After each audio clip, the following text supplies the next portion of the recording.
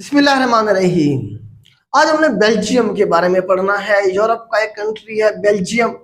ये मैप में आपको जो येलो कलर में नजर आ रहा है, ये वाला येलो कलर में, ये सारा हमारे पास बेल्जियम है। ये बेल्जियम में वैसे यहाँ पे 3 कंट्रीज हैं, तीनों के बारे में याद रखिएगा। उन्हें बताते हैं बेनीलेक्स कंट्रीज।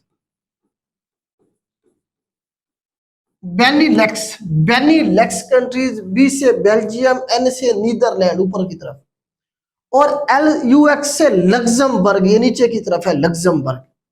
तो ये आपको नजर आ रहा होगा लग्जमबर्ग है। ये हमारे पास बेल्जियम है, और इसके बाद हमारे पास इसके ऊपर ही हमारे पास क्या है, नीदरलैंड है। 3 मुल्क इकट्ठे हैं, इन्हें आप इसी तरह से याद रखेंगे तो अच्छी बात है। बेनीलेक्स कंट्रीज, बेल्जियम, नीदरलैंड और लग्जमबर्ग, इनकी ऑर्गेनाइजेशन भी है बेनीलेक्स के नाम से। तो इसके बारे में बड़ा सवाल कौन कौन से बन सकते हैं। तो बेल्जियम का को कहा जाता है कॉकपिट ऑफ यूरोप। याद रखिएगा, cockpit of Europe, battle field of Europe. क्यों कहते हैं अभी आपको मैं बताता हूँ। Cross road of the Europe. तो ये 3 नाम है बेल्जियम के, मुख्तलिफ नामों से बुलाया जाता है। कॉकपिट आपको पता है कि जहाज की वो जगह होती है जहां पे पायलट बैठता है।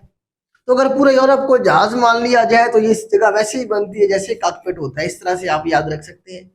बैटल फील्ड ऑफ यूरोप इसलिए कहा गया कि देखिए यहाँ पे बड़ी जंगें हुई बड़े अरसे तक। ये फ्रांस, ये हमारे पास फ्रांस है, ये हमारे पास जर्मनी है, इधर इधर हमारे पास यूके है। तो आपको पता है लंबे अरसे तक यूके का और फ्रांस के आपस में जंग चलती रही। 7 ईयर वार, 100 ईयर वार, इस तरह से इनकी जंगें हुई आपस में बड़े अरसे तक। तो याद रखिएगा, अब जब ये लड़ेंगे फ्रांस और बर्तानिया दरमियान में क्या है, पानी है। तो आपको पता है कि नेपोलियन बोनापार्ट का आपने नाम सुना होगा, फ्रांस का इंपीरियर रहा है। उसने इधर यूरोप पे सारे पे कब्जा कर लिया था। इंग्लैंड को भी उसने नुकसान पहुंचाया था, लंदन को भी। सबसे पहले क्या होगा, जिधर कब्जा होगा, क्योंकि यहीं से क्या होगा जी, फाइट होगी। करीब तरीन जो एरिया बनता है यहाँ से यही बनता है, लंदन के। तो यहीं पे क्या होगा जी, कब्जा होगा सबसे पहले, और यही क्या बनेगा, मैदान जंग बनेगा। आपको पता वटरलो का मैदान यहीं पे मौजूद है। बैटल ऑफ वटरलो मशहूर हुई थी। वटरलो की जंग 1815 के अंदर नेपोलियन बोनापार्ट था फ्रांस की तरफ से, और यूके की तरफ से ड्यूक ऑफ वेलिंगटन था। तो इनकी दोनों की जंग कहाँ हुई, वटरलो में हुई। नेपोलियन जंग हार गया था, कैदी हुआ, फिर इसे सेंट अलीना में कैद कर दिया गया था। तो बर्तानिया ये जंग जीत गया था। इस तरह से वार ऑफ वटरलो के बारे में सवाल बनता है, कब हुई, 1815 में हुई। वटरलो किधर है, बेल्जियम में है। इसीलिए आगे जब हम चलते हैं तो देखिए, जर्मनी में आपको पता है हिटलर आया था। हिटलर ने भी सारा इधर कब्जा कर लिया था। तो उधर भी मतलब है कि सबसे पहले यहीं पे कब्जा हुआ, और बर्तानिया के ऊपर अटैक करना था जर्मनी ने इधर से। तो इस तरह से ये हमेशा मैदान जंग रहा है। जिस तरह हिंदुस्तान में मैदान जंग आपको पता है पानीपत का मैदान रहा है, इधर से घूमते हुए आते पानीपत में आगे लड़ते थे। इधर भी ऐसे ही होता है, जब भी ये मुल्क आपस में लड़े हैं तो मैदान जंग कौन सा बना है, बेल्जियम बना है और वटरलो बना है। तो इसीलिए वटरलो इंपॉर्टेंट है बेटा, याद रखिएगा। किधर है, ये पूछता है पेपर में, बेल्जियम में है।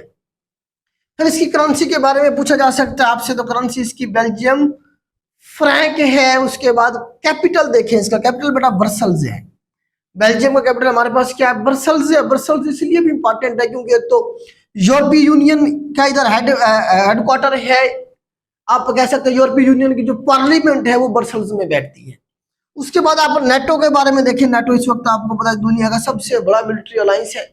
तो इसका हेडक्वार्टर भी किधर है बेटा, हमारे पास बेल्जियम में ही है। नेटो का हेडक्वार्टर किधर है बेटा, ब्रसल्स में है। तो ये 5-7 सवाल बन सकते हैं आपके यहाँ पे।